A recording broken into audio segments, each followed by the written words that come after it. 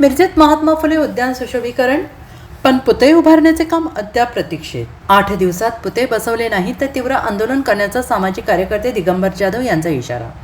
मिरज सांगली रस्त्यावरील महसूल भवन महात्मा ज्योतिबा फुले उद्यान सुशोभीकरण काम पूर्ण झाले असतानाही अद्याप या ठिकाणी महात्मा ज्योतिबा फुले आणि सावित्रीबाई फुले यांचे पुतळे उभारण्याचे काम प्रतीक्षेत आहे. आज सामाजिक कार्यकर्ते दिगंबर जाधव यांनी महापालिका उपायुक्त स्मृती पाटील यांचे भेट घेऊन तात्काळ पुतळे बसवून उद्यानाची शोभा वाढवावी अशी मागणी केली आहे.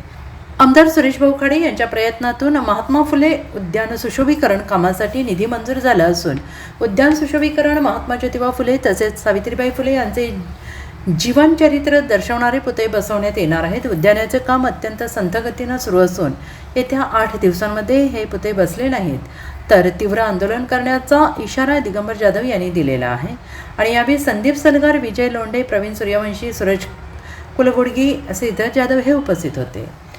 सांगली मिरज रोडवर महसूल भवनजवळ महात्मा ज्योतिबा फुले उद्यान आहे. त्या ठिकाणी महापालिका प्रशासन असून दे आमदार सुरेशभाऊ खाडे यांच्या फंडातून 70 ते 80 लाख रुपये खर्च करून त्या ठिकाणी सुशोभीकरण करण्यात आलेलं आहे.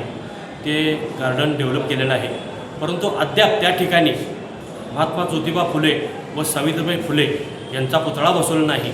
म्हणून आम्ही आज या ठिकाणी मागणी केलेली आहे की त्या ठिकाणी बाबा चबुतरा आहे, कट्टा आहे, खालचा वरची छत आहे, परंतु पुतळा मागे आहे असा ठेवलेला आहे. पूर्वीचा जुना पुतळा आहे तो ज्योतिबा फुलेंचा. आम्ही विनंती केली आहे की महात्मा ज्योतिबा फुलेंचा पुतळा व सावित्रीबाई फुलेंचा पुतळा लवकरात लवकर बसवावा. येत्या 8 दिवस आम्ही वाट बघणार, नाही तर त्या ठिकाणी एक जोरदार आंदोलन करणार आहोत. Bureau report, SBN Marathi, Sangli.